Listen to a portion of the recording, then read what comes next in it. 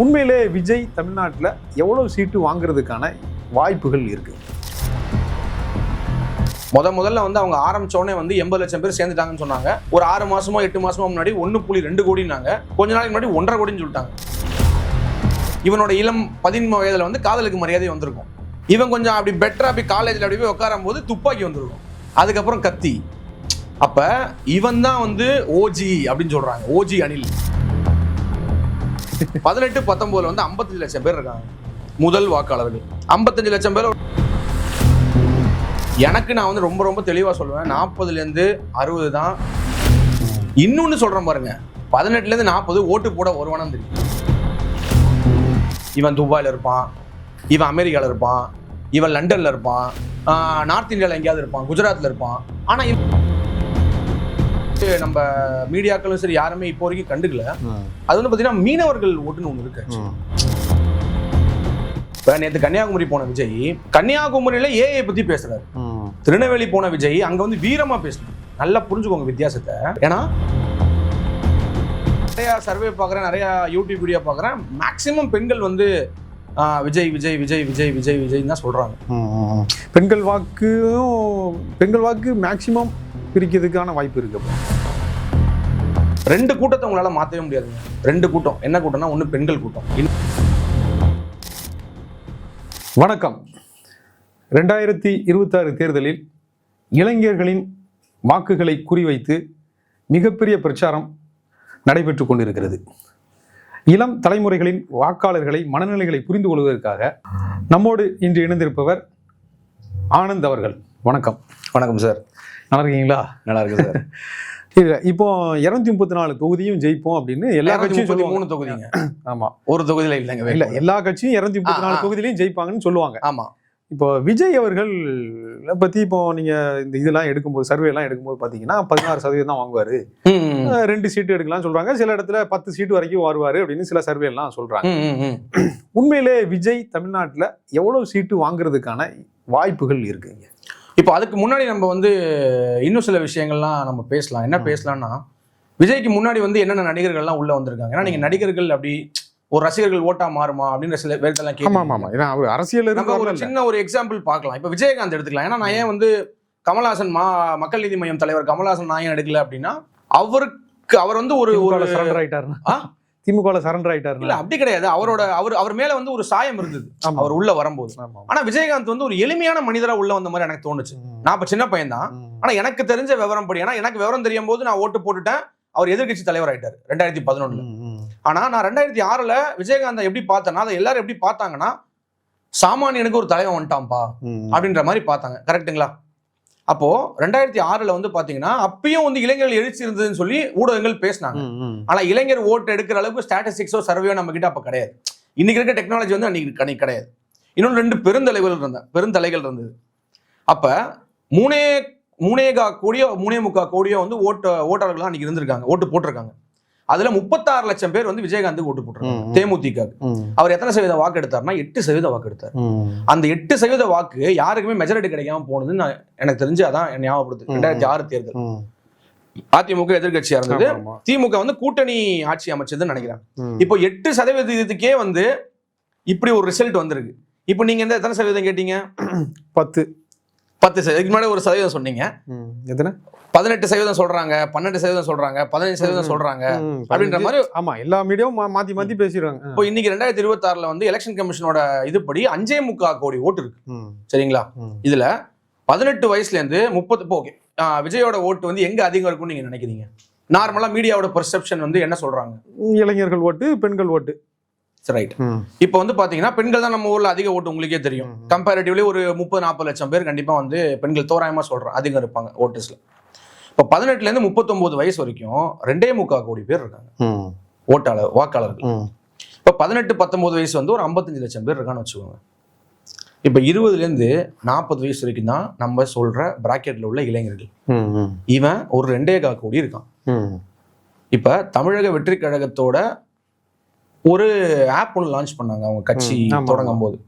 என்ன அப்படின்னா, நீங்க வந்து வாக்காளராக போய் சேர்ந்துக்கலாம், வேணும்னா நீங்க உறுப்பினராக போய் சேர்ந்துக்கலாம். அதுக்கு அவங்க கேட்கறது என்ன அப்படின்னா, உங்க ஆதார் கார்டும் உங்க ஓட்டர் ஐடியும். இப்போ ஓட்டர் ஐடியை வச்சுதான் நீங்க அதில் போய் இணைய முடியும். இப்போ அதுல 1.5 கோடி பேர் இருக்காங்க அப்படின்னு அவங்க சொல்றாங்க. நம்பப்படுது, நம்பப்படுது. ஏன்னா அது நீங்க வெளியே எடுத்து கொடுத்தாதான் நம்மளுக்கு தெரியும். ப்ரூஃப் இல்ல. ப்ரூஃப் எந்த கட்சிக்குமே ப்ரூஃப் கிடையாதுங்க. ஓகேவா? ஒரு கட்சி 40 கோடின்னு சொல்லும், ஒரு கட்சி 4 கோடின்னு சொல்லும், ஒரு கட்சி 2.5 கோடின்னு சொல்லும், எல்லாம் சொல்லும். எந்த கட்சிக்கும் ப்ரூஃப் கிடையாது. அது சொல்லவும் கூடாதுங்க, தப்பு இல்ல. அது எங்க பிரைவசி இன்வேஷன் மாதிரி. இப்ப நீங்க போய் ஒரு கட்சியில சேர்றீங்க, உங்களை வந்து பொதுவில் நான் காட்டி கொடுக்க கூடாது இல்ல. இப்போ உங்க ஓட்டு எப்படி சீக்கிரட்டா நீங்க வச்சுக்கணுமோ அது மாதிரி தான் உங்க கட்சியோட உறுப்பினர் எல்லாத்தையுமே நீங்க சீக்கிரட்டா வச்சுக்கணும். நம்ம தான் தோல்ல துண்டு போட்டு தானே எல்லாத்துக்கும் நான் அந்த கட்சின்னு காமிக்கிறேன். கரெக்டுங்க, நீங்க போடுறது தப்பு இல்ல. ஆனா கட்சி அதை உங்களை சொல்ற கூடாது. இவன் என்னோட இதுன்னு சொல்லி கட்சி சொன்னுச்சுன்னா அது உங்களுக்கு ஏதாவது ஆபத்துல முடியுமோன்னு சொல்லி ஒரு கட்சிக்கு ஒரு பொறுப்பு இருக்குல்ல.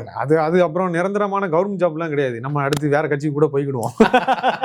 அது ஒன்றும் நிரந்தரமான ஆதார அட்டை இல்லை. கரெக்ட் தான். ஆனா நான் எந்த கட்சியும் கொடுத்து பார்த்தல. ஓகே, இவங்க கொடுக்கல. டிவிக்கே வந்து இப்போ வரைக்குமே வந்து அந்த எந்த தரவுகளும் கொடுக்கல. முதல்ல வந்து அவங்க ஆரம்பிச்சோடனே வந்து 80 லட்சம் பேர் சேர்ந்துட்டாங்கன்னு சொன்னாங்க. ஒரு 6 மாசமோ 8 மாசமோ முன்னாடி 1.2 கோடினாங்க. கொஞ்ச நாளைக்கு முன்னாடி 1.5 கோடின்னு சொல்லிட்டாங்க. இப்போ அவங்க சொல்ற 1.5 கோடின்னு வச்சுப்போமே. இப்போ இந்த 1.5 கோடியில 3ல் 1 பங்கு எடுத்துக்கோங்க, 50 லட்சம். 50 லட்சம் பேர் வந்து ஓட்டு போடுறான்னு வச்சுக்கோங்க. இப்போ ஒரு சில பேர் வந்து எனக்கு உறுப்பினர்லாம் வேணாம், நான் தாவேக்கு தான் ஓட்டு போடணும்னு உட்காந்துருப்பான். இப்போ விஜயோட வயசு வந்து எனக்கு தெரிஞ்ச வரைக்கும் ஒரு 50-52 வயசு அந்த மாதிரி அவருக்கு இருக்கு. சரிங்களா? இந்த 52 வயசு இருக்க விஜய்க்கு யார் வந்து பயங்கரமான ஃபேனா இருப்பா, மெச்சூர்டான ஃபேனா இருப்பானா 30-40. சரிங்களா நான் சொல்றது? ஏன்னா இவங்களும் இருப்பாங்கல்ல 25. இல்லங்க, நான் சொல்றது மெச்சூர்டான ஃபேன்ஸ். வெறித்தனமா அந்த மாதிரியா? இல்ல, வெறித்தனமா வந்து இந்த வயசு 18 25 வெறித்தனங்க. 18 கீழே வந்து அது வேற லெவல். ஏன்னா நீங்க அந்த ரீல்ஸ் எல்லாம் பாக்குறீங்கல்ல, தற்கொலை அளவுக்கு. இல்ல தற்கொலைன்னு நம்ம சொல்ல முடியாது. ஆனா அந்த வீட்டுல போய் மிரட்டி இது பண்றது, அது ரீலுக்காக பண்றாங்களா இல்ல உண்மையாவே அவங்க மனசுக்குள்ள ஒரு இறங்கிட்டாரா, அதெல்லாம் நம்மளால புரிஞ்சுக்க முடியல. ஏன்னா இன்னைக்கு வந்து பெற்றோர்கள் நிறைய பேர் வந்து ரீல்ஸ்க்காக என்ன வேணா பண்றாங்க குழந்தைய வச்சு. ஸோ நம்ம அதெல்லாம் வந்து எந்த வகையில் எடுத்துக்கிறது கூட நான் அதெல்லாம் சொல்ல முடியாது. நான் சப்போர்ட்டும் பண்ண மாட்டேன், எந்த காலத்திலயும் சப்போர்ட் பண்ண மாட்டேன். சரி, 35 to இப்போ 30 to 40 நான் சொல்றேன். ஏன்னா அந்த 30 to 40 வந்து எப்போ பிறந்திருப்பாங்க அப்படின்னு பாத்தீங்கன்னா 92ல பிறந்திருப்பாங்க. 90 to 95 அந்த ரேஞ்சில் வந்து பிறந்திருப்பாங்க. 95 to 90 to 95 அந்த ரேஞ்சில பிறந்த ஒரு வாக்காளர்கள் தான் வந்து இன்னைக்கு 30 to 40 இருக்காங்கன்னு வச்சுக்கோங்களேன். இப்ப இந்த வாக்காளர்கள் வந்து விஜயோட குரோத்தை வந்து அப்படியே அவர் கூடயே பார்த்தவங்க. அவர் 92ல அறிமுகமாறாரு. இப்ப இவன் வந்து ஒரு 87 86ல பிறக்கிறான்னு வச்சுக்கோங்களேன். இப்ப இவனுக்கு விவரம் தெரியும் போது விஜய் வந்து ஒரு அளவுக்கு ஒரு ஸ்டார் ஆயிருப்பார். ஒரு காதலுக்கு மரியாதை படம் வந்திருக்கும். இவனோட இளம் 13 வயதுல வந்து காதலுக்கு மரியாதை வந்திருக்கும். இவன் லைட்டா ஒரு இளைஞன் ஆகும்போது திருமலை வந்திருக்கும். இவன் கொஞ்சம் அப்படி பெட்டரா அப்படி காலேஜ்ல அப்படி போய் உட்காரும் போது துப்பாக்கி வந்திருக்கும். அதுக்கப்புறம் கத்தி. அப்ப இவன் தான் வந்து ஓஜி அப்படின்னு சொல்றாங்க. ஓஜி அனில்னு சொல்றாங்கல்ல. அனில் குஞ்சுகள் வந்து கீழே உள்ளவங்க, இவங்கெல்லாம் அனில். இந்த ஓஜி அனில் இருக்கான் பாத்தீங்களா, இவன் வந்து கிட்டத்தட்ட வந்து 1. ஒரே நிமிஷம் இருங்க, தரவுகளை பார்ப்போம். 30-40 வந்து பாத்தீங்கன்னா 1.16 லட்சம் வாக்குகள் இருக்கு. இந்த 1.16 லட்சம் வாக்குகள்ல அதே மாதிரி நீங்க 3 1 கோடியே 14 லட்சம் 1 கோடியே 16 லட்சம் தோராயமா இருக்கு. ஓகேவா? இதுல நீங்க 3ல் 1 பங்கு எடுத்துக்கோங்க, 30 லட்சம். இது ஒரு 30, அது ஒரு 50. ஒரு 50 வச்சுக்கோங்க. ஆமா, 1.5 கோடி பேர் இருக்கான்னு சொன்னீங்க. சரி, ஓகே. அப்ப நீங்க எப்படி கால்குலேட், நம்ம வயசு வழியா கேக்குறேன் இல்லங்க, வயசு வழியா கால்குலேட் பண்ணுவோம். அந்த மெம்பர்ஸை விட்டுருவோம்.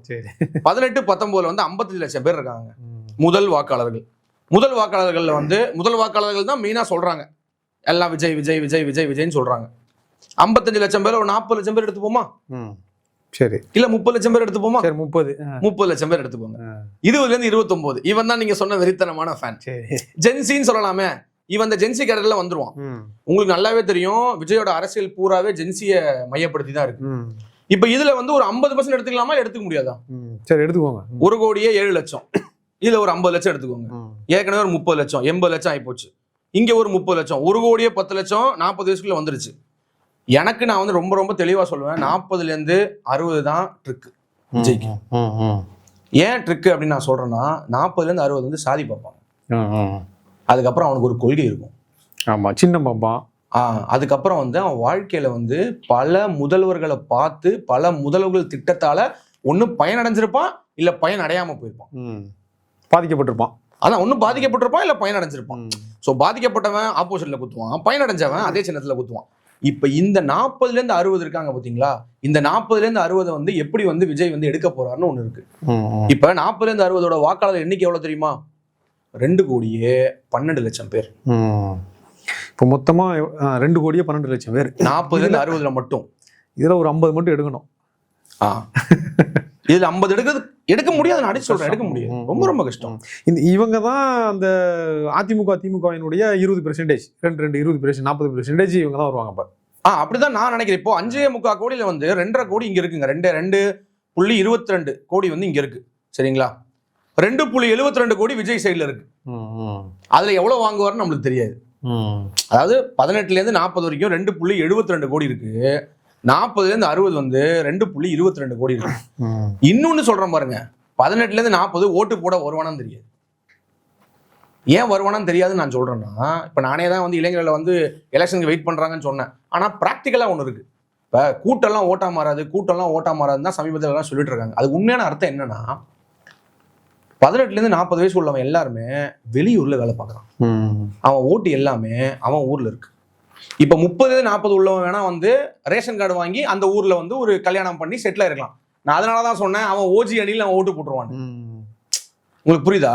ஆனா 18 to 30 வந்து இவன் எங்க வேலை செய்யறான்னு நம்மளுக்கு தெரியாது. இவன் துபாயில இருப்பான், இவன் அமெரிக்கால இருப்பான், இவன் லண்டன்ல இருப்பான். உங்களுக்கு புரியுதுன்னு நினைக்கிறேன். ஏன்னா இவன் காலேஜ்ல அவன் பிளேஸ்மெண்ட் எங்க வைப்பாங்க? பெங்களூர்ல இருக்கும், நார்த் இந்தியாவில் எங்கேயாவது இருப்பான், குஜராத்ல இருப்பான். ஆனா இவன் சோசியல் மீடியால விஜய்க்கு சப்போர்ட் பண்ணுவான்.